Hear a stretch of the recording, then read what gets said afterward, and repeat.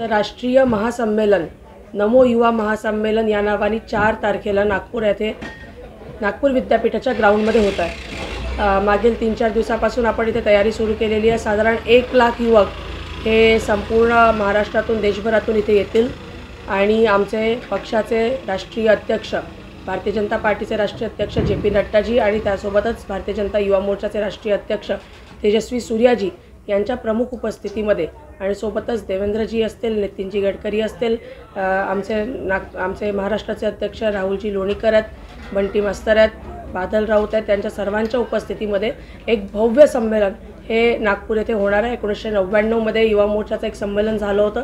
त्याच्या 25 वर्षानंतर पुन्हा एकदा नागपूरला हा मान मिळाला। संपूर्ण नागपुरात याची तयारी सुरू झालेली आहे। पूर्ण युवा मोर्चाचे लोक अतिशय ताकदीने अतिशय उत्साहात या सगळ्या येणाऱ्या युवकांचं स्वागत करण्यासाठी सज्ज झालेले आहे। नागपूर शहरात सजावट सुरू केलेली आहे आणि आपण बघू शकता की तयारी पण चांगली झालेली आहे। 1 लाख युवा या संमेलनात सहभागी होतील आणि ज्या प्रकारे पूर्ण जगामध्ये सुद्धा मोदींच्या नावाची लहर आहे त्याचंच समर्थन करण्यासाठी 1 लाख युवा इथे येणार। आम्ही भारतीय जनता युवा मोर्चाचे कार्यकर्ते तर नक्कीच असतील, पण सामान्य युवक सुद्धा मोठ्या प्रमाणामध्ये या सभेला राहणार आहे, या संमेलनामध्ये सहभागी होणार आहेत। काही युवकांचे इन्फ्लुएन्सर्स असतील त्यांना सुद्धा आम्ही या सभेसाठी बोलवलं आहे, या संमेलनासाठी बोलवलं आहे। सो ते सुद्धा मंचावर असतील, पण सामान्य युवक आणि युवा मोर्चाचे कार्यकर्ते दोघेही असे या संमेलनाला राहणार आहेत।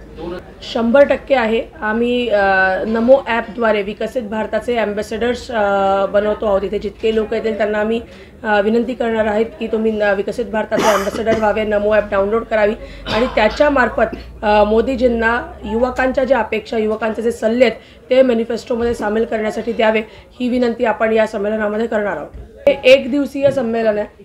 हे 1 दिवसीय संमेलन आहे।